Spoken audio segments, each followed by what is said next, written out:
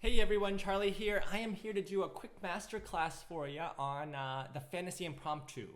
I can't say that right. Fantaisie Impromptu, there we go. And it's spelled Fantaisie, like there's an I there actually, at least in certain spellings of it. It's by Chopin. It's one of the most famous pieces in the world. It's one of my favorite pieces. It is, I think most people who are learning piano want to learn this piece, and it is a great piece because it's actually way simpler than it sounds. Like the ratio between how hard it sounds to what it is, let's see, it's easy. So it's a high number. Yeah, hard sounding, but easy to play. Yeah, that ratio. Maybe I should do it the other way. Anyway, whatever. So let's take a quick look at it. I'm looking at a PDF of it. This one does not have measure numbers, unfortunately. But basically the piece is structured kind of like this. It starts off at the beginning with, it has, the main part. Then it goes into a middle section, the largo section, which kind of sounds like I'm Always Chasing Rainbows, which is a song from the old days.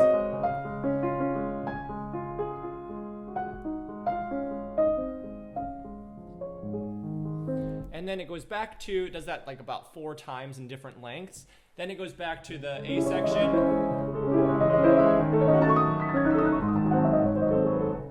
Then it has kind of a coda, which is the ending, and that's like the last page or so. I think it has a coda, does it? Let me see, where am I at? Yep, the coda is like the third, page 30 on this, because it starts on page whatever, but it's the whatever the notes are, and then it kind of just ends and fades away. So let's take a quick look at this and get some tips and pointers on things that'll help you play it. So again, this piece is actually simpler than it sounds. Now, I mean, it's not an easy piece, don't get me wrong, but it sounds a lot more complicated than it really is. So don't be overwhelmed by it. You can do it. Let's start at the beginning. The beginning starts off with an octave that's 2 measures long, and then it kind of comes down and just introduces the left hand. Now, how do you approach that? I like the first octave also has a sforzando on it, which means you want to give it a little oomph, little kind of an accent, but not really an accent, just more of an extra push. You don't want it to be like sharp sounding. So use a lot of weight in your arm. Pretend like the keys go all the way to the floor, and your piano just actually just stops you midway. So you're using a lot of weight in your forearm and your hand. You're not smacking it. You're playing deep into the keys. Don't rush this section, I think. And I think you can kind of start slower and then kind of speed up into your tempo by the beginning of when your right hand comes in. So it can be like it's like a drum almost, or something off in the or horns in the distance. Let the sound die away a little bit, and then you can kind of accelerate into your tempo and then bring your right hand in.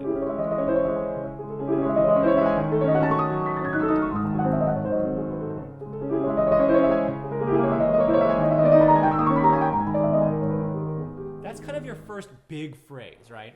It has a few short ones.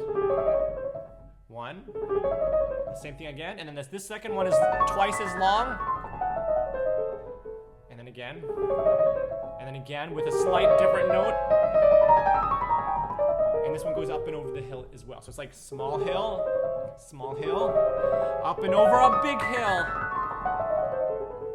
Remember, in music, things oftentimes work in groups of 3. So it's like 1, you try, you don't make it. The second time you try, you don't make it. And the third time you try, and then you get over the roller coaster hill. It's oftentimes like that. So the left hand, the most important, I mean, it's like a murmur. So you shouldn't be, don't work at it. Keep it super loose, super easy. And if any note's gonna come out, it's basically, for the most part, the bottom.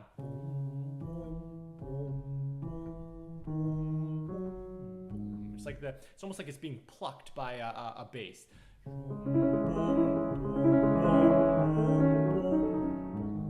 we go.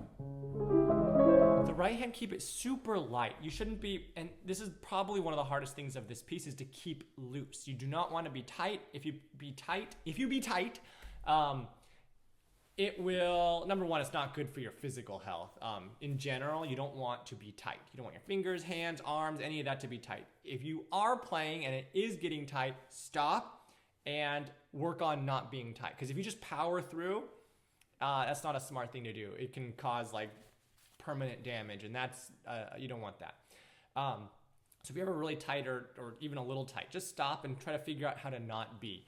There's many methods. I think I have some videos on talking about this too if you want to go in more in depth. But keep loosey-goosey.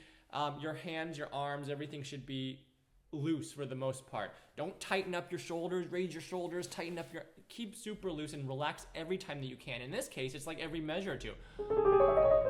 Don't think of this as what? 4, 8, 12, 15 notes. Don't think...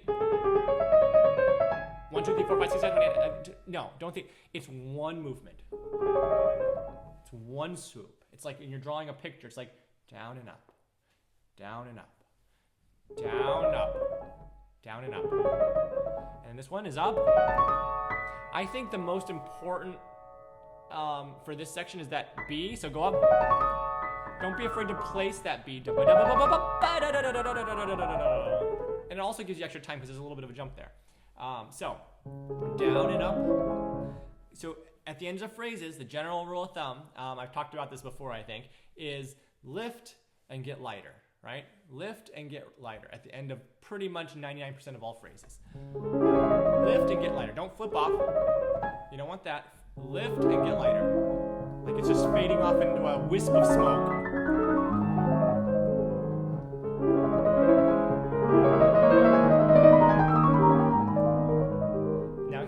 You want to bring out the thumbs. It's accenting on each of the thumbs.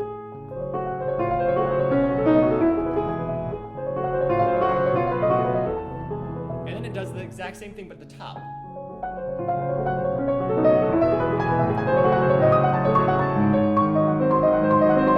Now for this section, what you don't want is you don't want each accent to be just like beaten on. You don't want it to like, you know, be come out too harsh. You don't want...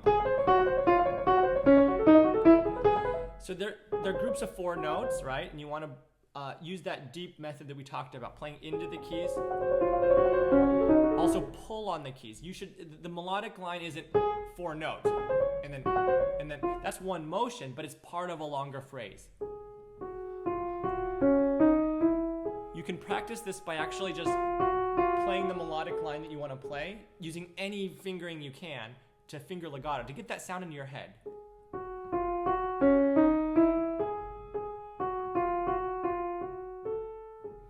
Try to mimic that with just your thumb. You can ebb and flow a little bit. Now the right hand is the same. The pinky, I mean. But this time it's up and over the hill. Soft pedal, change the color. Take time.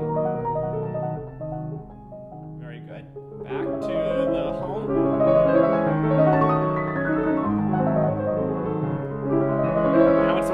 Up. Bring out that left hand bottom pinky. So in this part, you know, that can be, I think, accent. It's not even written in there, but I missed a note there. Whatever the notes are. On this part, it's very grand climactic, but again, don't overthink it. The left hand is going. That's the most important part. Your right hand can start slow, like kind of stringento, kind of like da da da da da da da da in accelerando, like it's pain, and then retardando into the middle section.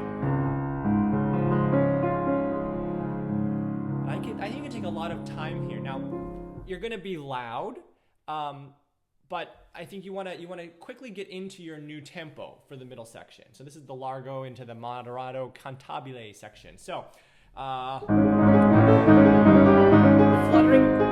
flutter pedal is important.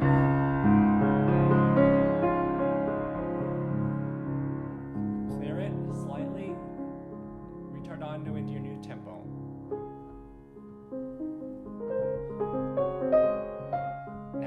legato and pulling on the right hand is very important through much of this middle section because it's this gorgeous, simple singing melody.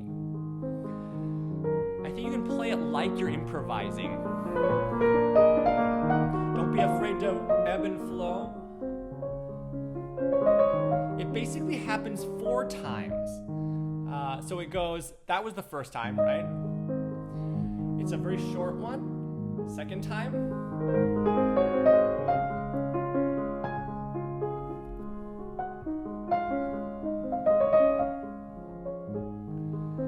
Think of different ways that you can change it because this middle section will get very boring very quickly because you're playing basically 4 variations of the exact same thing. 2 of the ones in the middle are shorter and then the ones on the outsides are longer. Don't be harsh, but super deep. Place those big notes.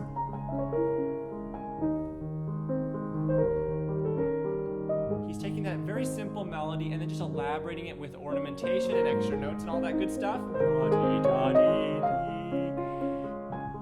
be afraid to ebb and flow again. You can take time, really milk it, as they say.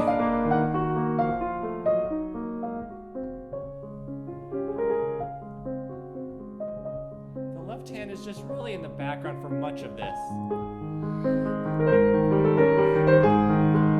Place the top notes, the loud ones, don't let them ever become harsh.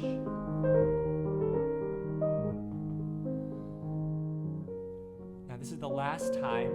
It's pianissimo, so I suggest lots of soft pedal there to change the color. When the left hand has these accents on the top, don't again let them be harsh, just bring them out.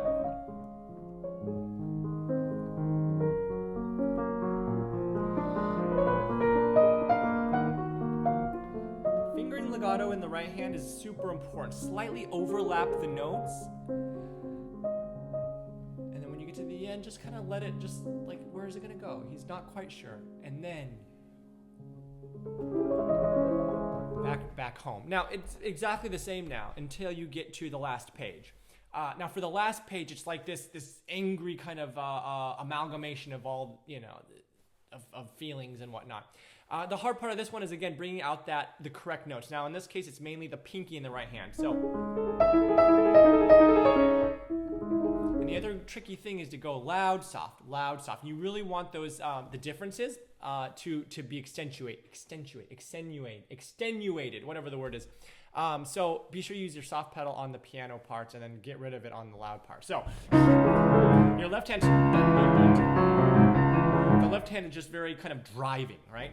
Play deep. Sorry. Quiet. Loud. Quiet.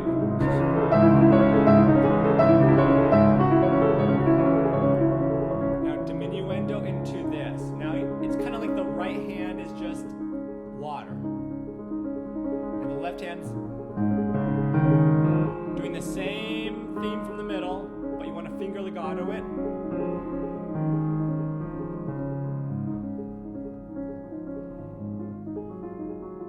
And then slowly ritardando into the last notes and make sure that the tops are sounding because that D sharp and then the C sharp are part of the melody. It's a great piece and there's a lot of tricky bits, but in general, it's easier than it sounds.